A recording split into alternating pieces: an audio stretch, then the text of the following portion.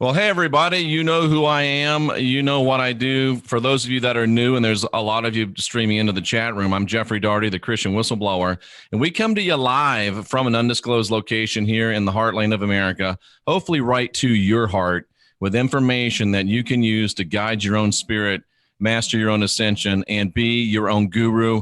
We're here to give you information to unindoctrinate yourself. And unindoctrination means a lot of things. You know, I started off with religious unindoctrination, but now we're taking it to across the planet and beyond. Today, we're very, very honored and happy to have Gosia and Dale with us.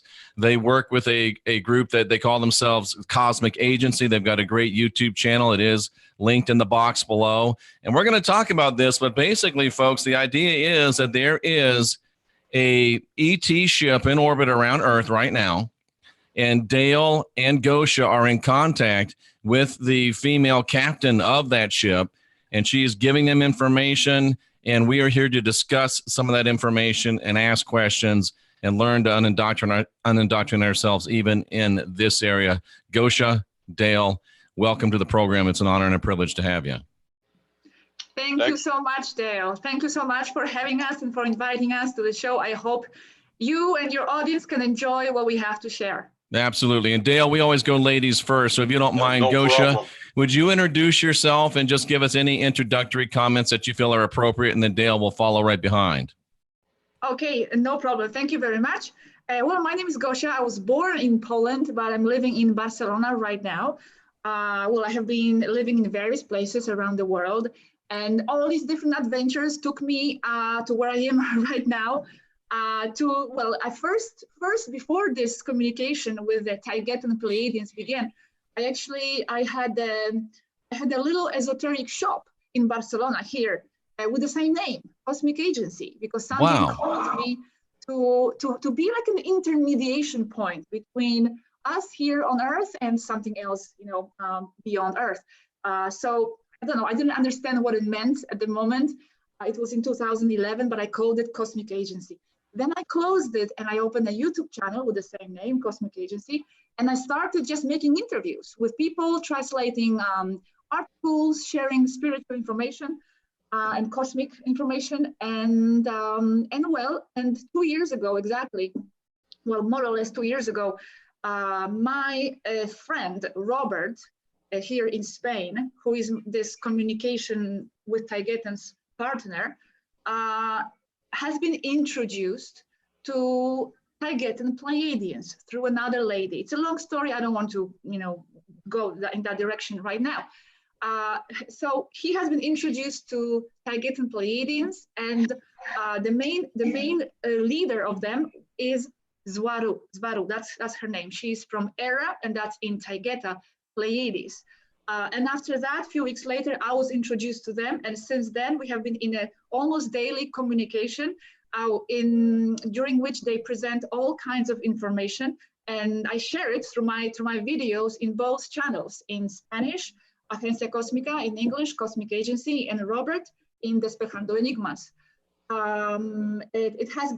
Together we have over 300 videos with the most advanced metaphysical information, technological information, science, biology, genetics, stellar navigation, spirituality, health, ethics, everything you can imagine. I'm sharing.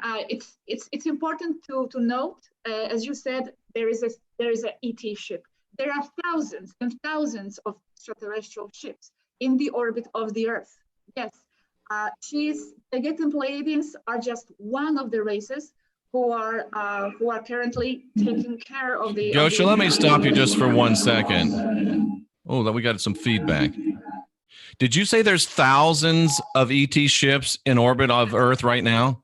Yes, of multiple races, and Daugherty and Pleiadians are one of them. They are one of the most, I would say, important group here. They belong to the Federation. That's the name they go by. It's one of the cosmic organizations that includes many thousands of races. Only some of them have their ships present here at the moment, and why they are here, we can go into that in a separate moment. So that's it from me at the moment as an introduction. Dale, please introduce yourself to us. Hello, my name is Dale, and my story is a little different. I came to Earth. I am Daugherty Pleiadian, and I volunteered for one of the early Vanguard missions to come to Earth and to try and help humanity with ascension and awareness. And so I've been here almost 65 years. And I came in through what is known as a standard birthing process. So arrangements were made between souls and individuals on another level in 5D and higher. And so that I could come through, be born into a physical body. So currently I don't look like I would on the ship or otherwise, but in order to work here in 3D, which is very dense, I had to come through that way, and I could stay here and work for a length of time. There are different methods for coming to the planet and to working. You can come as a projection. You can come in what we call an immersion, or being in a pod. And this is very similar to, but not borrowed from, Avatar, the movie. All right. And so you can come that way, or you can actually come as a Pleiadian directly off of the ship. And so if that is done, then there is technology and things involved to maintain a 5D and higher frequency around them, because the low density here of Earth would kill them. I'd like to specify that when we speak of 3D or 5D, we're speaking in terms of density, and that is frequency and not dimension. Okay, that being said, as I said, I came in, I went through a birthing process, and then was left as a child, a baby of 3 months old, essentially on the doorstep, was adopted through other means, again, prearranged, and began to live my life. Now, when I came in, Jeff, I came with a set of full memories. I knew where I'd been, what I was, why I came, etc. And I had all the knowledge that I have today. The only thing is I had to have the experience and the learn and the wisdom to learn that knowledge, to know what it meant. And that has been part of my mission. That mission was to last approximately 40 Earth years in linear time. And I made a grave error at the time that I was basically ready to leave. And that was that I fell in love with Earth. I fell in love with humanity, and I asked to stay. And they told me I could, but there would be consequences, and that my body would deteriorate rapidly, that I would get sick and then suffer numerous maladies. And that has been the case. So I didn't always look as you see before you. I was thin, I was in perfect shape, and never knew what sickness was until I turned 50. The last number of years have definitely taken their toll. But in that process of service, along with that, I found Gosia. I had been alone almost 65 years in this mission, and it was just a wonderful thing to find Gosia and to know immediately that we had a connection, that we would work together and become very close friends and so forth. And so through her efforts and Robert, it was that I got to meet my family directly, become involved with Swaru, and have the actual confirmation of who I am as a Daugherty and one of their crew. And that was revelatory in itself. And so I'm here with her, and we're partners in crime, and I'm proud to serve. Yes. Fascinating. Now, Gosia, are you Daugherty, Pleiadian, or any other type of a non-Earth race? I must specify that we all are extraterrestrials. We all are starseeds, basically. So when Swaru is talking about you are a Daugherty starseed, or you are an Arcturian starseed, in that way, she's referring to their most recent one, okay? But in a way, we all are. We are all hybrids. We are all from all over the galaxy. Almost all of us. I'm talking almost because there are also false matrix people, other topic.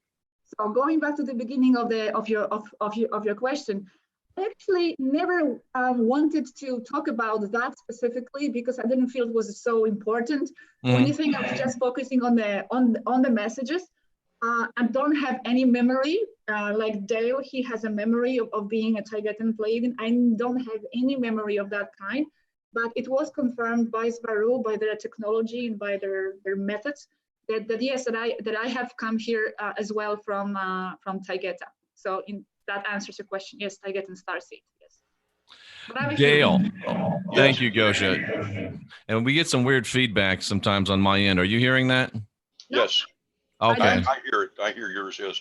Yeah, nobody has anything turned up or anything, right, that's feeding back on us? Not that I know of. No. Well, we'll just do our best and soldier through. Dale, you've talked about going through some physical maladies, and you knew it was going to be a cost. Personal question, you don't have to answer, but has it been worth it? Yes. Now that I have the direct contact with my family, with the crew, with Gosia and Robert, yes, it's been worth it, because everything else that I have done and lived and accomplished, which for me has been great in this lifetime, this has taken precedent, Jeff. I can't begin to tell you how much it's changed my life.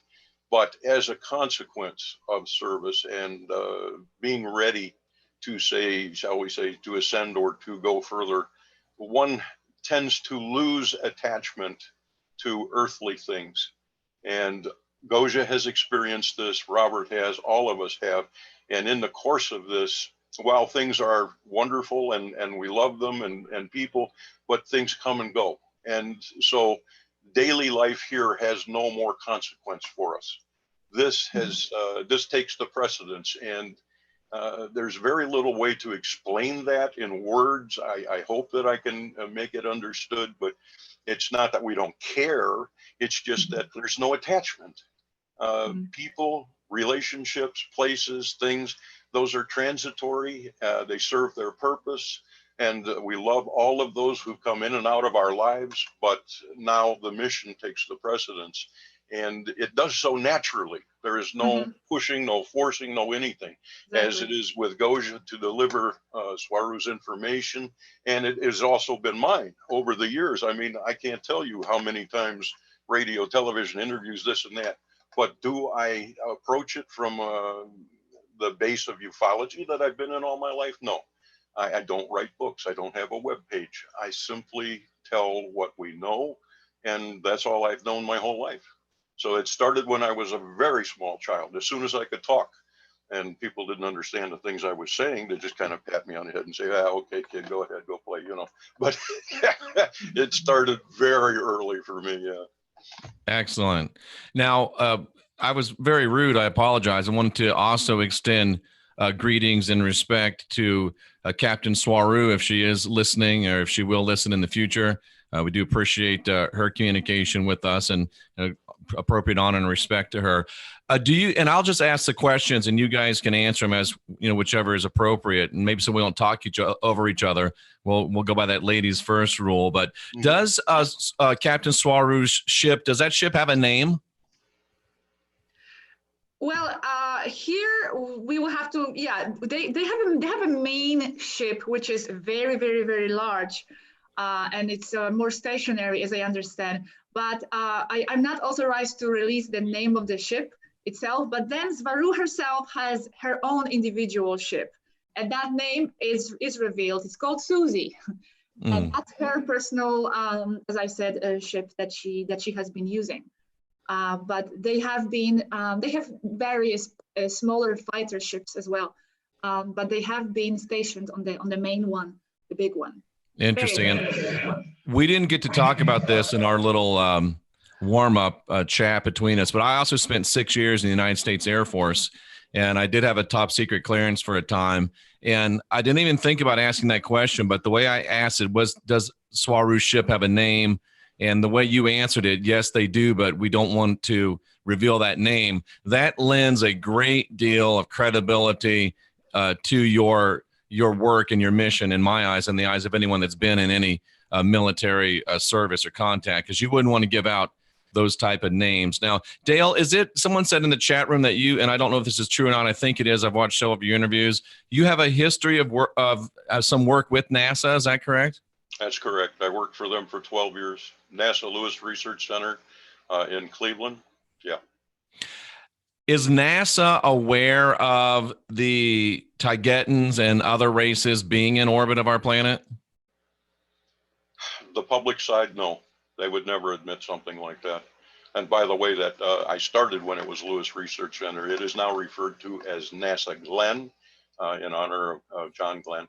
But the center is still there. I am no longer there. I served for 12 years and worked on the rockets and the space shuttle. Interesting. You know, you said earlier that there's thousands of ships surrounding the Earth, in orbit on Earth, lots of different races. Am I correct in assuming that? Yes. Yes. How is it that, and this is, of course, coming from a human point of view, how long have they been there? For a number of years have they been around the Earth? Oh, my. How have we avoided skirmishes between races in orbit around Earth? Yeah, they have been around for thousands and thousands of years. They have been here at least for 2,500 years, and this goes back to the story of how this whole 3D matrix began, and that's a very, very long cosmic story. I'm not sure if you want to go into that right now, but it connects to your question. We will touch on that, and let's go in. There's words that people are already hearing: Federation. We're going to hear Prime Directive. These are words that are familiar to us from places like Star Trek and Star Wars, and Dale already referenced the Avatar movie. And from what I understand, the Taigetans and other races have actually given these terms to some of the people that create our movies, our television programs, our media. So it's not Swaru, Captain Swaru, and your folks that are copying names. It's them seeding names as a way of some sort of gradual disclosure. Is that true? That's correct. I would say it's two things. First, it's putting things in front of our own eyes, because that's how the Cabal works. Okay, they are supposed to be putting the information and the truth in front of us. That's for the karmic metaphysical reasons. So in their way, in their perception, it saves them from the karmic consequences, because they are putting it out there for us to see in the plain view. They are hiding the truth in the plain view. Then the second reason is to put this information out there, so that when the real people come from space with the same terminology, it will be discredited. People will not believe it because they will associate it with fiction, and that's done on purpose. And then the third reason is to slowly be preparing the public for those concepts. What's the name, Dale, of that Star Trek? Gene Roddenberry. Roddenberry, absolutely. He was actually met. It's actually officially known. He was met with a strange person who supposedly gave him the information that then he used for his series. So that's how I see it from my perspective. That's how it was explained to us by them. Dale, do you want to add anything? Yes, Gene Roddenberry also was present and was allowed to attend a Council of 9 meetings, and he was given information directly by them as well regarding the Federation Council, the Prime Directive, and things that you will hear. So like we say, this has not been ripped off from Star Trek or Star Wars or any of these kind of things. It is actually something that was given to them and to George Lucas and all of those folks, so that they could integrate this into the magic of Hollywood. Interesting. Is it, I'll just ask the question, and it's not really a joke. I have some skin in the game. Which one was more truthful, Star Trek or Star Wars? I can answer that. Yes. Go ahead. Yeah, actually, I have some points written down about that, because yes, actually here, I wouldn't say one is more truthful than the other. The Star Wars basically is an ultra basic representation of the Orion Wars. That we have been in the Orion Wars for millions of years. That's how I understand it. And then Star Trek is a representation or a mix, as Baru told us, between a Federation spaceship and the Earth's secret space program. However, it's very important to mention then the crew of the Star Trek, like we always see them mixed races in the same ship. It's not actually how it works. They don't have mixed races in the same ship.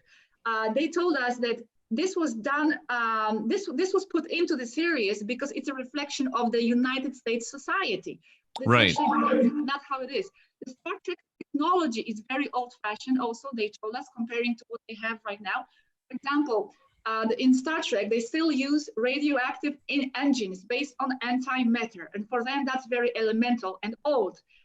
Transportation, also, it's not how it's done. They use portals or portable portals. They actually are simpler in use, and they are much safer.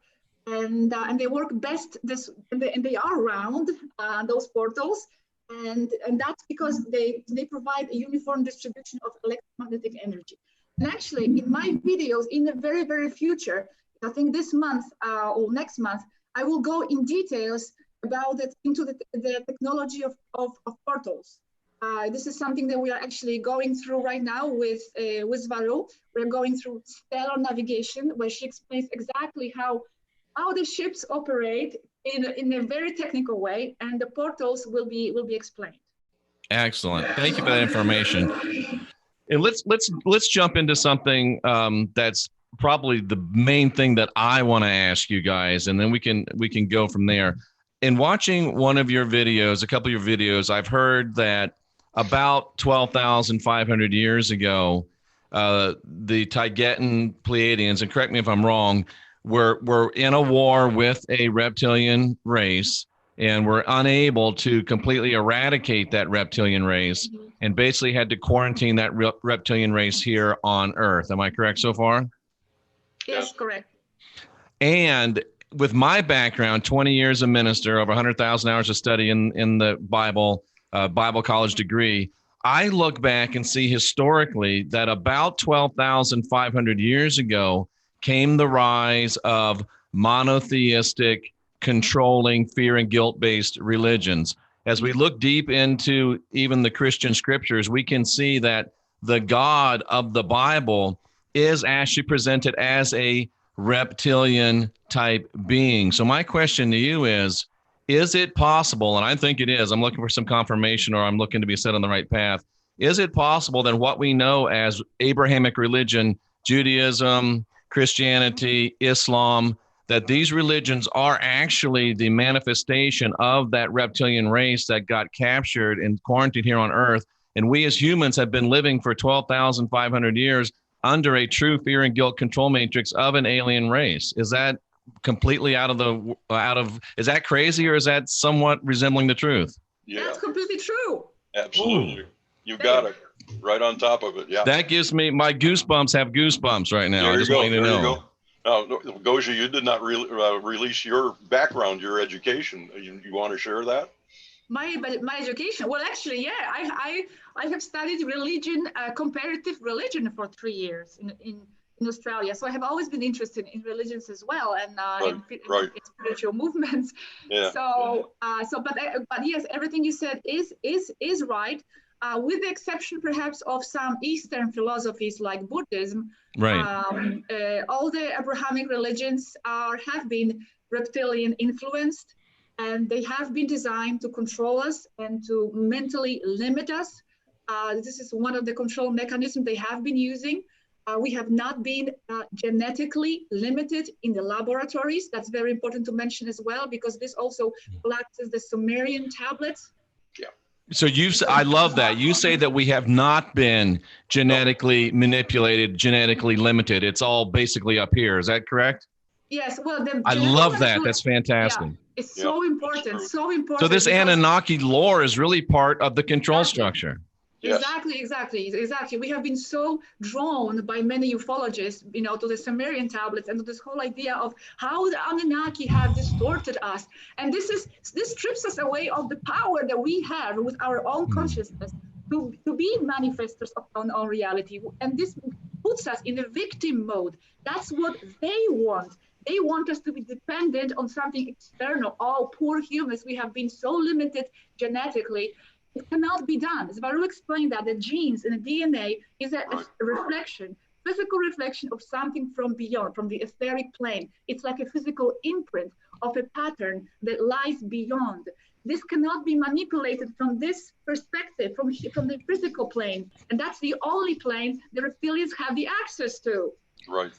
So what has been done, the mind has been controlled from above. We have been put limiting beliefs into our system, so then ourselves, we can manifest the limitedness of our own genetics, our own biology, and our own world. If I was wearing pants right now, I'd get up and do a dance, but I'm not, so I'll stay seated. Nice. It's so important to know that what we don't understand, and what I think as humans, we tend to think that once we get through one layer of deception, oh, we made it, we know the truth, but there's layers and layers of layers. We get through the layer of the reptilian religion, and then we get, oh, it's the Anunnakis, that's all the answers. No, it's just another deception. We got to keep going. And the thing that my core message is that we are divine, we are sovereign, we are free, we can unindoctrinate ourselves. And the Anunnakis, the reptilians, nobody has locked us in or has anything over us that can prevent us from manifesting and becoming all that we are, correct? Exactly. What a great message that is. Do you folks know who the Elohim are, and do the Taigetans have any interaction with this group? The subject of Elohim is quite complex, and actually I have some information about it, but I haven't revealed the totality of it yet, because I'm collecting the pieces of the puzzle. But in general, the Elohim of the Bible, it's basically them, and not just the stellar races. They're reptilian. No, that we see. This is where it gets a bit complicated. In a summary, it's them. It's the stellar races from Taygeta, but not just Taygeta. It's Engans, Solatians, other Pleiadian races. So those are the Elohim. Yes. Those are the Elohim, or the stellar ones. However, this can get a bit complicated because I got you. I'm with you. There could be, for example, a reptilian soul driving the Elohim appearance. Like, for example, okay, I wanted to say the name, but I don't want to go into the politics. There is one politician in the United States that is a reptilian, but he or she, I'm not going to say, is of physical appearance. So that's where it gets a bit complicated, okay? But generally, Anunnaki, that's a reptilian conglomerate, and this here we have Naga, Usungal, Draco, Kingu reptilians, and Elohim in general are the opposite races. Right. Interesting. I have to ask this because, I'm a human. As far as I know, I've been, my race is from here, at least for the last little bit. I understand how it is in the military conflict. I understand that things have to be done. And I would love to address this to Captain Swaru, and I know this is probably above even her pay grade, but could it not be interpreted that locking us in here, quote unquote, with the reptilians for 12,500 years could be a violation of the Prime Directive? Because it certainly has changed the direction of our culture. Mm-hmm. Let me ponder that. Dale, would you like to answer before? Well, while I ponder. That's a kind of a politically based question, I think. But I don't think that they would view it as a breach of Prime Directive. It was something that was done under the conditions of, hey, we've got to act, and we've got to act quickly. It was set in place to prevent the reptilians from escaping. Yes, it did kind of lock some of the humanity in here, but they had not at that point, I don't believe, lost control over the 3D projection matrix that we're now experiencing. And then somewhere along the line, the control of that was lost. And I know that wasn't intended. So they've been fighting to take that back. But, they have definitely walked the tight edge, or the razor edge, if you will, of the Prime Directive on our behalf for quite some time, and are doing so now. I think that they've done a great deal to make up for anything that might have been done then. They certainly haven't abandoned Earth or humanity. Did you want to add to that, Gosia? Maybe to specify what exactly we are talking about to your viewers. In 12,500 years, 12,500 years ago, after the Tiamat Wars, Right. the Federation was fighting the reptilians. It was a huge mess, and the reptilians were finding refuge here on Earth. And there were other Taygeten colonies here at the time, as I remember, and other beings here. So the Federation was very weak, was very destroyed.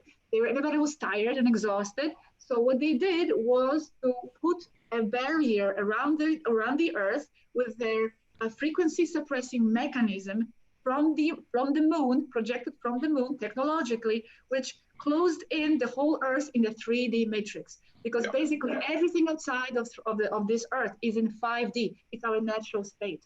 So whether they crossed here any spatial prime directive rules, it's a very good question. It's an interesting question. It's something I would have to ask her myself to see how she responds. Yeah. Or they were responding to the urgency of the situation and the moment, and they were going to come back and fix it.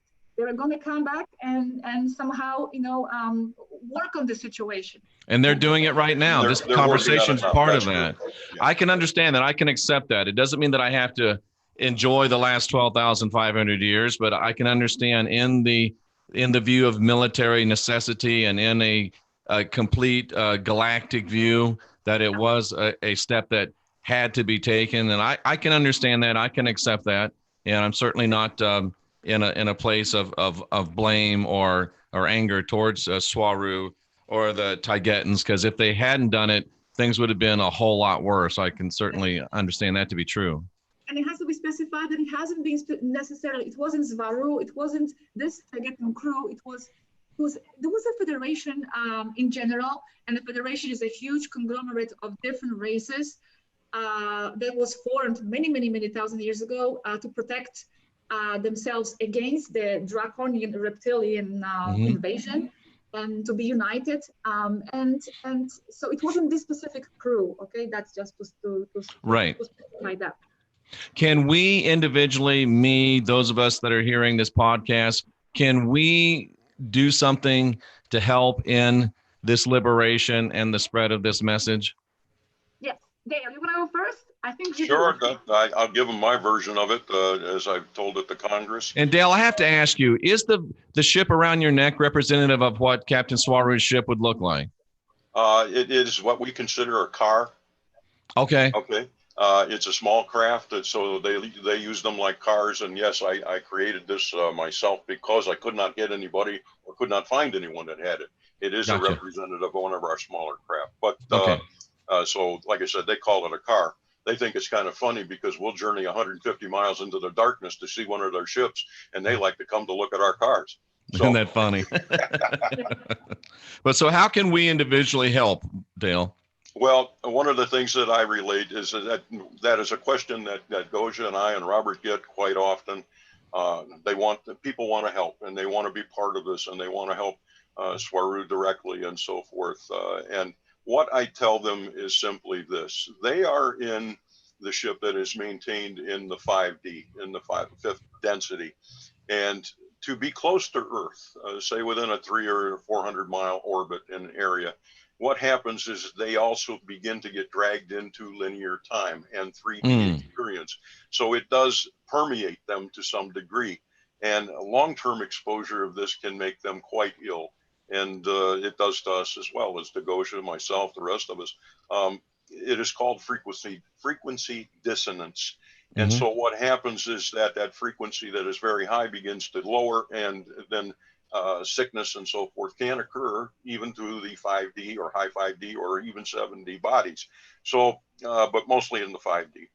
And the best thing that humanity can do here to help them and to help us is simply to do their best to eat right, to try and eat organic foods if possible, to try and keep the body cleansed and clean, to think high thoughts, to respect oneself, and to love one another, to stop the fighting, the arguing, the bickering, and the whole thing, to drop one's karma, especially according to the video that Gosia has provided, that was given to us. So powerful. So Yes, powerful. and Thank you, Gosia. once this is done, then their frequency is raised in the process, and they can then send that energy and that frequency and that love, and we're not talking about new age baloney, Right. okay, to send those thoughts and feelings directly to the crew, to us if they wish, because they do aid us here, and that will support the crew directly. Okay, and it helps to keep them in a higher frame, and so they do take their toll, and they are suffering on our behalf and vice versa. So this is a way directly that humanity can serve, and also in the process they are serving themselves. Yes. Excellent. Anything to Yes. add on that, Gosia? Yes, I would like to add a few points. In addition to what you said about how to help the ship exactly, the ship more precisely, I would like to add a few points on how to help with the liberation of the planet, because that's what we are all working Please. on. That's why we are also here. Many of the recent star seeds.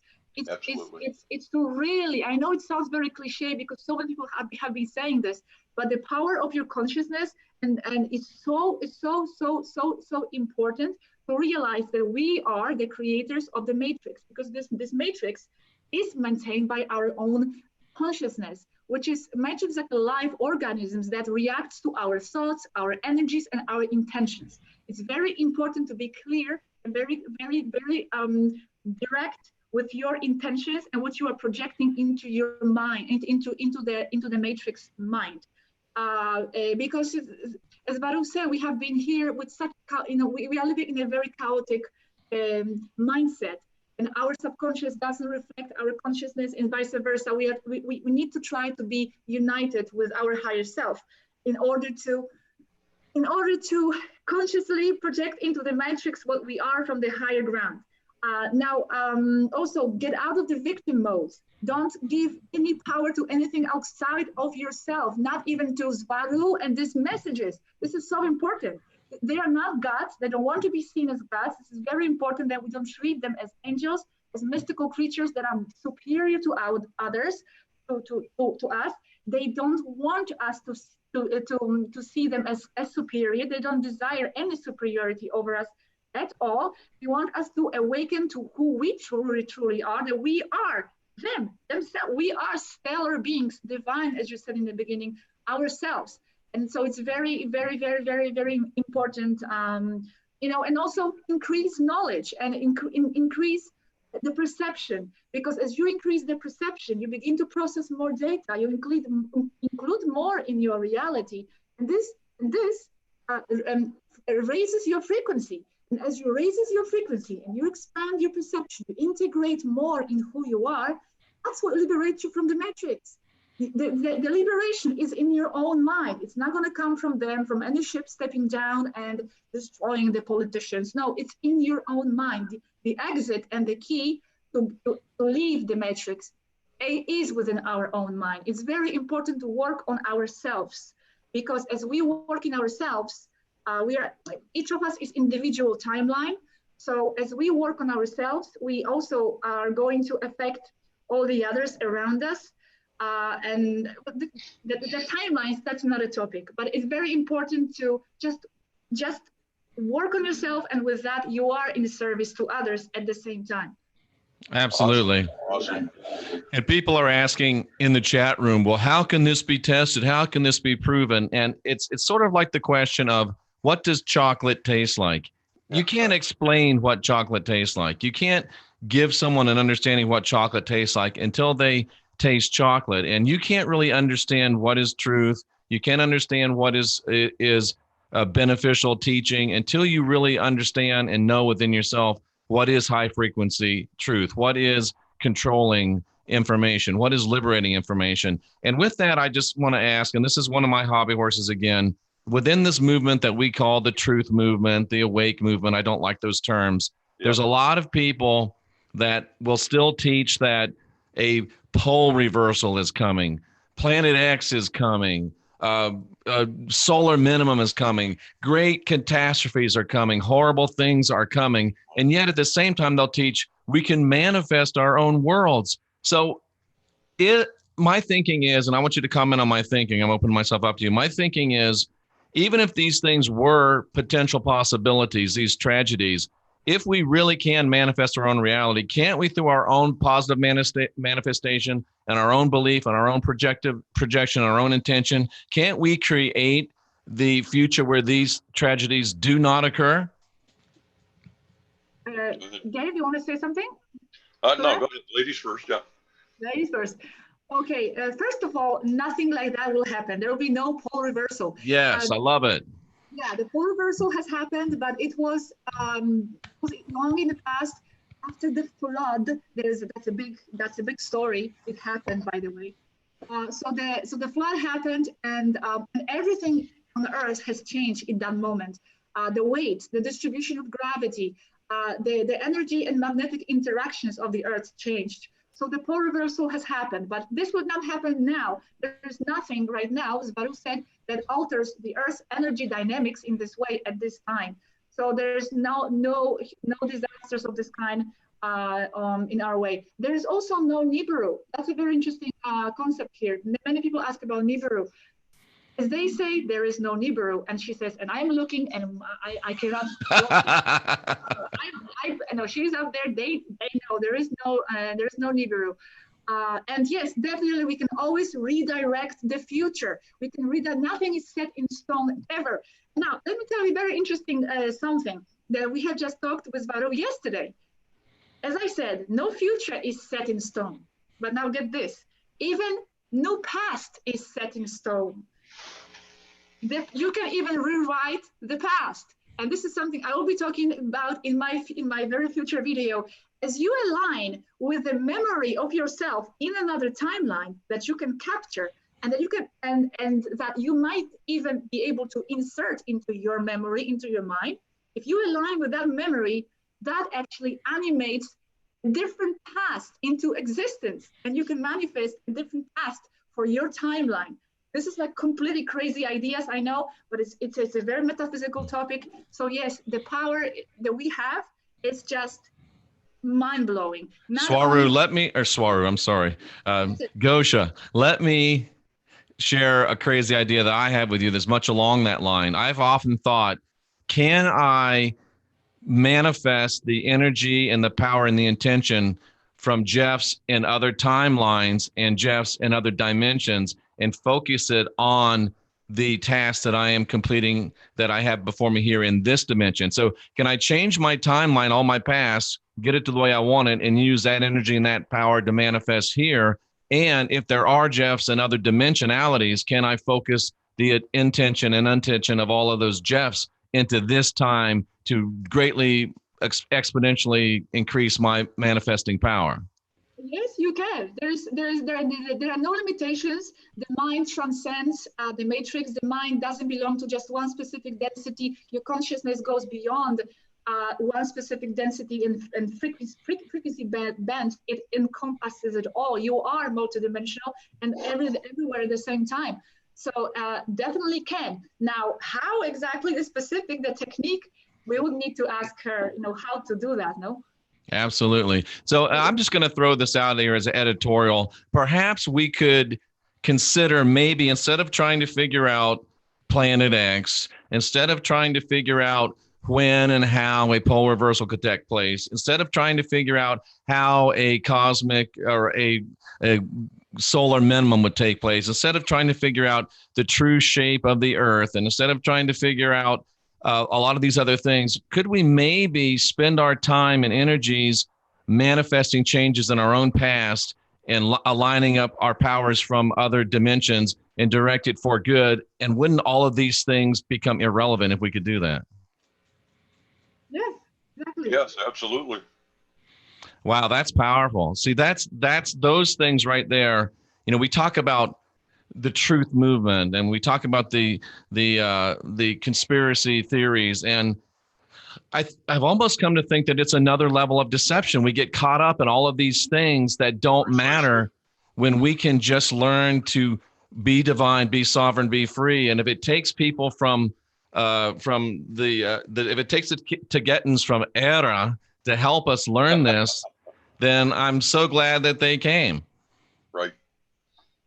They have been doing this for many, many, many, many years, since, you know, they have been very present in Egypt, guiding the humanity, you know, so we can awaken to this dormant power within us. You know, we are them. As they always say, you humans are stellars, and us stellars, we are humans. It's all intertwined.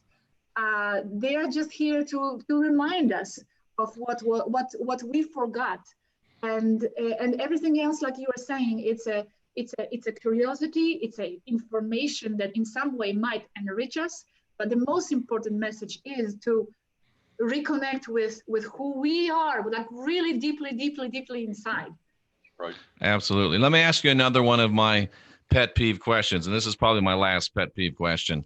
It's my conviction after all the study that I've been doing, and I've been doing this now, I know that I don't look old enough, been doing it for 38 years, but I've been doing this for 38 years, almost 39 years. And I'm convinced that the powers that be on this earth now are trying to, and if we don't stop them, they will try to manifest some sort of a ET related false flag. They'll try to bring back a fake Jesus. They'll try to bring back a fake fleet of people that are going to save us. Can and would Captain Swaru and her crew be willing and able to help us preempt this alien ET false flag of deception? Dale, me? Well, I would like to backtrack just a little bit. Okay. Talking about the things like Planet X and you know, all of these catastrophes and so forth. I see these things, and I think they do as well, as basically as fear mongering, and they use this to because what humanity thinks about, what we concentrate on, is what we create. We are very, very creative, even in the third density. God forbid should we be in the fifth density at this point and be able to. Some of us can't go to the fifth density. We'd wreck it. Yeah, and we instantly produce what we think. So there are consequences for that. But you know, we are. Somebody would say, "You're in the 50," and they'd say, "Oh, that tickles me to death," and they die. Just like that, and you're gone. There you go. You know, so yeah, it is very important, and there is no politics and no lying and none of that kind of thing when you're there. It is all straightforward. But so we are constantly creating with our thoughts, and all of these things are set before us throughout news and conflict and all these things. And people spend all their time with their phone in their face and the news, and they're concentrating on all of these negativities. And by doing so, they are generating more of the same. Okay.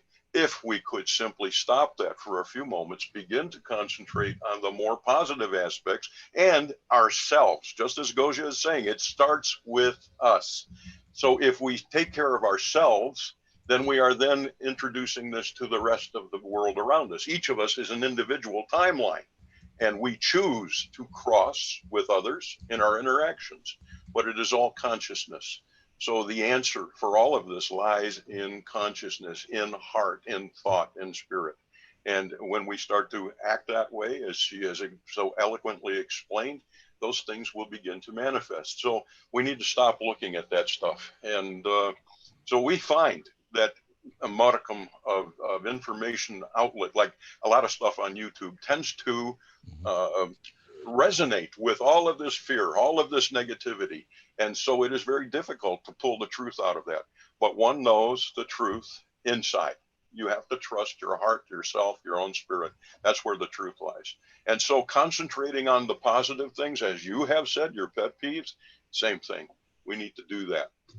And I've said it many times. I'm sorry, Gosia. I've said it many times. I take a lot of heat for it, but I simply and unapologetically say, if you're producing any of this, if you're a YouTuber and you're producing any of this type of material that produces fear, that produces guilt, that is called fear porn, stop doing it. And if you're watching channels that produce this, stop watching them and they'll go away. Gosia, please. No, it's very important what you have been saying. Yes, I agree completely. However, if I just might add one small point, yes, I'm entirely open to correction, Gosia. There's no way you can offend me. Please just speak freely. In addition to what you've said, that yes, we should stop looking at those negative events and those negative predictions and catastrophes and all that. However, at the same time, this doesn't mean that they are all pure love and light and positivity. They are actually stressing the point that they are not like that, and that we should be aware of certain things happening and get informed. That's why, for example, they are warning us of dangers existing within the matrix. They have been talking about clones, artificial intelligence, the vaccinations, black goo, 5G technology, and all that. So we get informed. But that doesn't mean focusing on the negative and creating that and fear mongering. It's just being aware of of the manipulation, so we can indoctrinate ourselves. It's not about hiding our head in the sand and just focusing on pure love and light, that as well, but at the same time, becoming informed of the manipulations.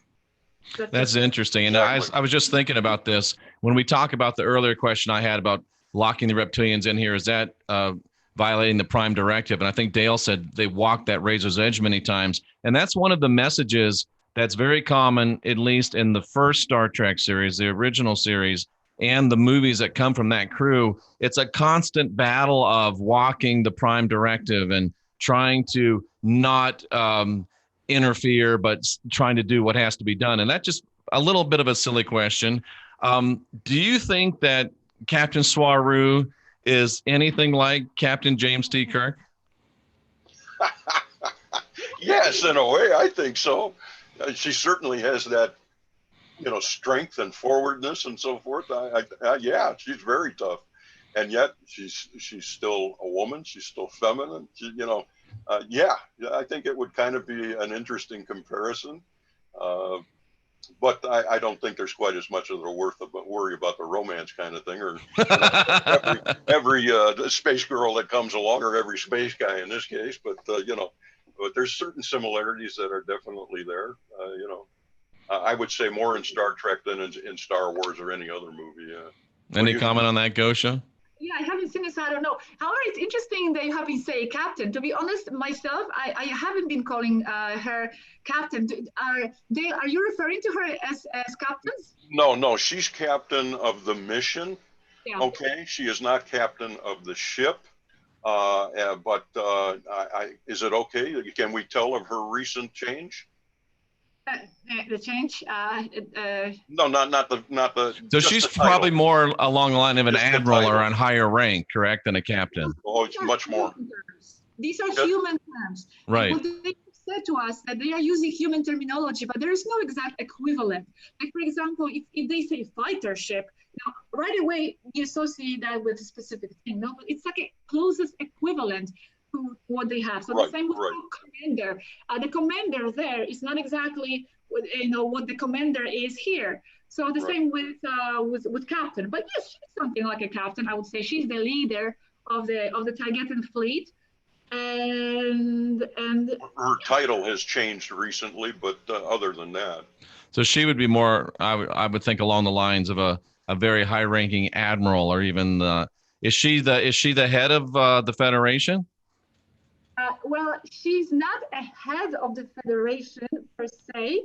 However, I would say she has a very strong influence on the Federation. Okay. I'm not sure how much we can reveal at this point. I got you. Well, let me ask you this then. A very influential member of the Federation Council in orbit around our planet for an extended time. All of these other ships in orbit around our planet for an extended time. What the heck is so special about this planet Earth that it's drawing so much attention? So much. Yeah, really. This question is so even metaphysical, because this planet means so much, to so many races on a metaphysical level and so many levels. It's the only, as I understand, there are only few other planets right now in the galaxy, or in this quadrant of the galaxy, that are in the 3D. So it's a very unique experience, actually, to be here and to have this limiting experience. And many races are very interested now to have this experience.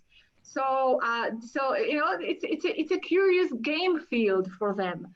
So that's one. Then also, it's a full of diversity and so many different races actually incarnating as one here, as one race. This is one of the few places in the galaxy where so many races from different places where normally they can't interact with each other. For example, because they have different atmosphere or they cannot breathe in each other's planets. Here, they can come incarnate using immersion technology or whatever technology, and they can interact with each other as one, apparently as one. Yes. So that's another reason. But there are other reasons. I'm just trying to think fast through the reasons. Dale, maybe you want to add? Well, no, I think you've covered it pretty well. I mean, they get the idea. I be honest, at this point in time, I'm sitting here and I'm hearing the chat room. I'm hearing people screaming. This is all well and good, all the things we're talking about and so forth and so on. But the basics are that they want proof. Everybody wants proof. Proof this, proof that, and so forth and so on. And so if I may, at this point, Jeff, interject something regarding proof that sure. I have come to understand better, or in a better way, I should say. And I've been relating to a lot of people. Gosia knows of it, what I've been saying. But for those that are listening, okay, I understand very much that you want proof, but proof I find that proof is an individual thing. Okay, and I want to give you a quick example of that. And that any one of you out there, if our crew or any other ship would land in your backyard, all right, and the crew would get out, they'd come into your home, you'd invite them in, you all sit down, you have a great dinner, maybe you'd speak and talk for hours, they answer all your questions, and you had a wonderful time. The crew leaves, they get back in their ship, you watch them zoom off to the stars. Okay, so you've now got your personal proof. You know exactly what is true.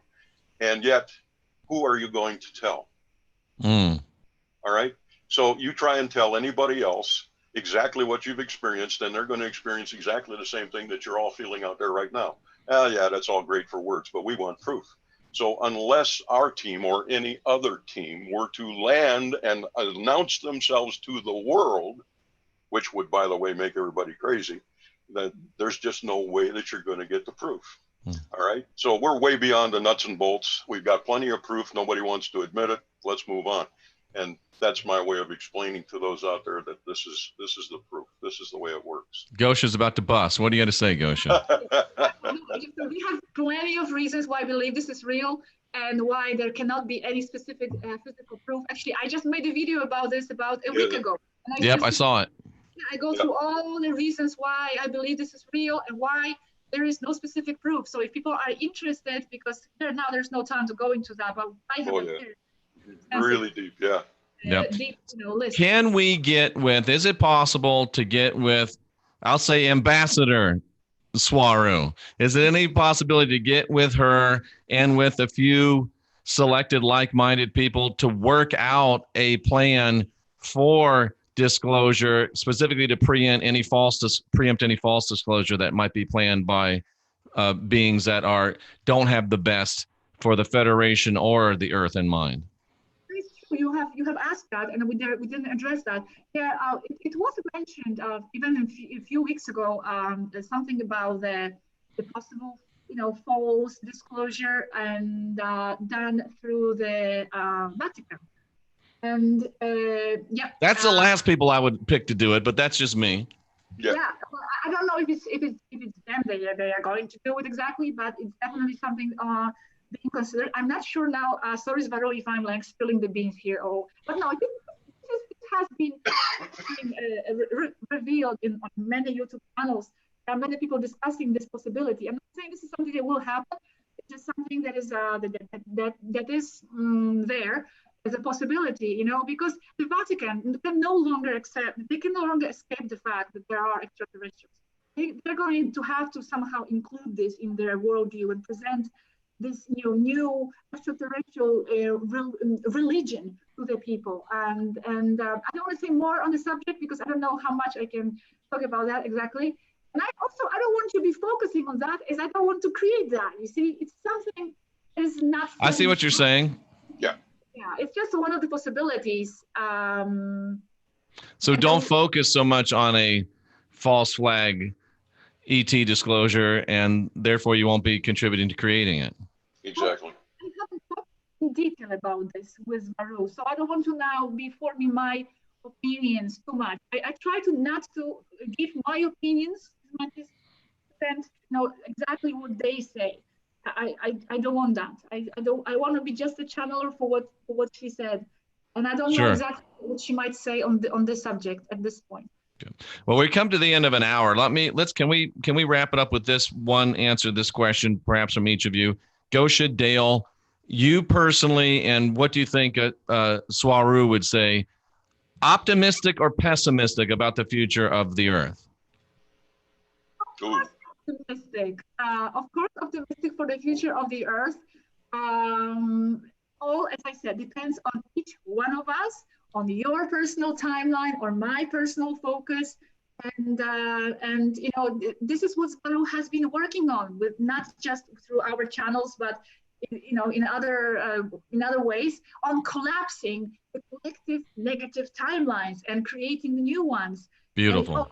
It's on us. They have been working on this from outside, but the work has to be done from the inside. Especially because of our creating power, and reprogramming the reality. That's why the starseeds have been incarnating within, so we can do this together, them on the outside and us here. So definitely optimistic. Excellent. Dale?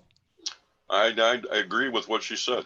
Basically it comes down to all of us.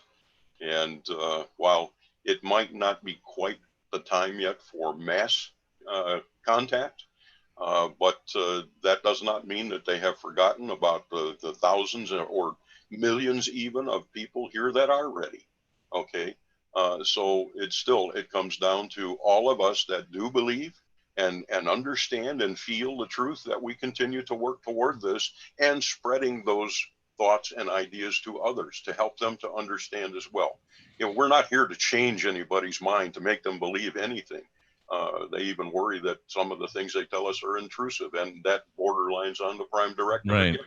But we are here to give the information freely. If it resonates with others, then that's great, and they can accept that. If it does not, that's okay. We're not upset about that either. But the positive outlook from the rest of us will make this happen.